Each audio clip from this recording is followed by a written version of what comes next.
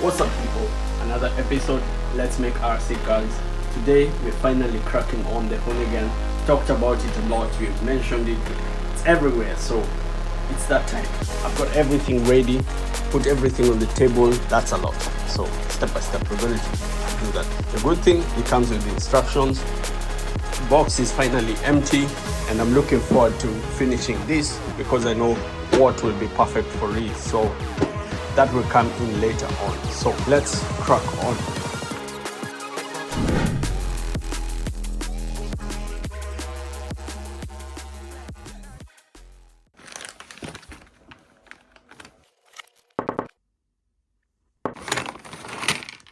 First problem that I've encountered is that the labeling, let's say if you take this, the number is 85,193. But when you look at the label numbers on this, on the diagrams here, you have 3186.5, 3187.4. So most likely it was a different body. I would assume that. We can use the images to build. I hope it's not a problem in the future.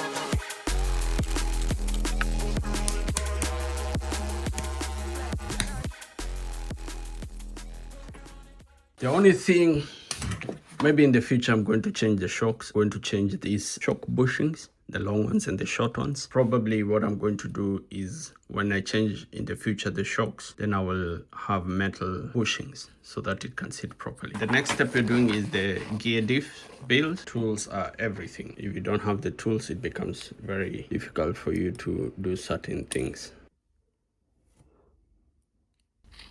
1, 2, 3, 4. Okay, now we got that going on.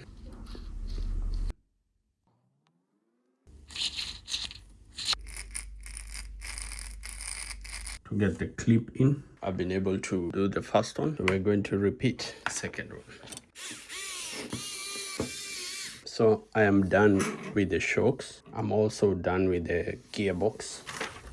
The gear diff build is complete. Now the next step, do the turnbuckles, and then from the turnbuckles we start building up the suspension. The suspension is a bigger job than just mounting everything that you have done.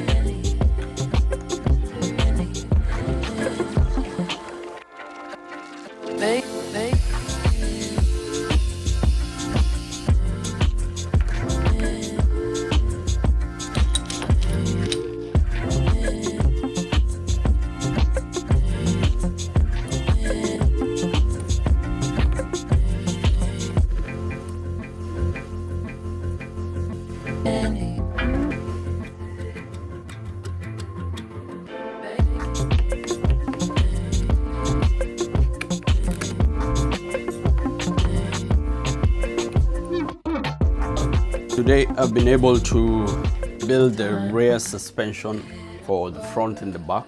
This is the most complicated part of the general build. Just putting everything together and having it right. We're making progress. I did the shock build, I did the gear diff build, I did the turnbuckle build, I did the rear suspension, and now I have reached a point where we're doing the chassis build.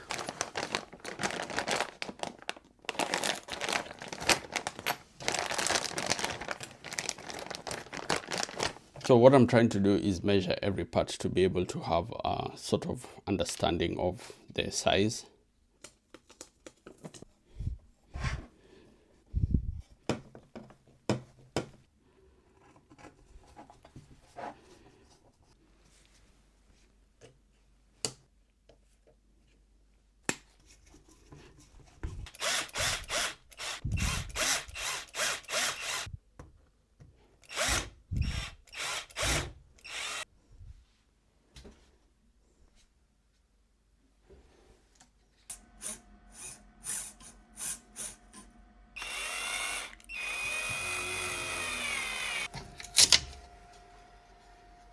So I have the motor, the ESC, and then the transmitter.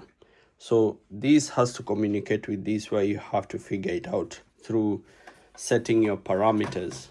That's here. So the throttle, and then the like that.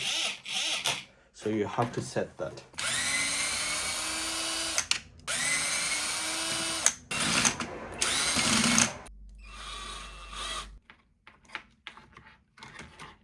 Thing is, I have to be mindful because this rotates, this heats up, and this also moves. So all these components have to be very free. Today is the last day of the build. I'm really excited because it took a while, but it was for a good reason.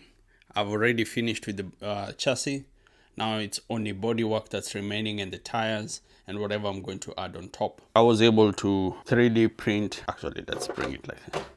This is so exciting because I 3D printed a place to protect the drive shaft, 3D printed small clips to hold the cables together, 3D printed battery case because I'm using a bigger battery, faced it the other direction because these cables, I don't want them to come out of the body. Also reinforced it inside here. Got to this point, I 3D printed the case to hold the ESC and the power. So it's sitting on top of my transmitter, or you call it the receiver, one of those two. So it's sitting on top of it, which is okay, it's fine. Then also worked my way around the cables so that they can go without interfering with the left and the right and everything else. Then from there, I will attach the battery to the other part.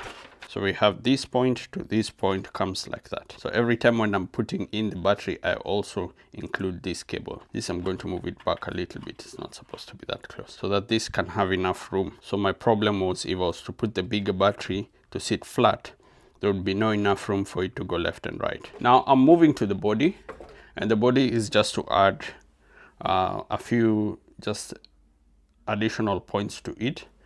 And then on top of that, I'm going to add the Cadex FPV on top with the fan. So it's going to sit up there. But what I want to do is have everything included in it so that it cannot interfere with the body system. So I'll have also the battery. I have to figure out what I'm going to do. And then we're done with the body. And then tires. I tested the ESC. I synchronized it with the motor. I need to also calibrate it. Use a program card to be able to calibrate it so that you can have for it to work more effectively.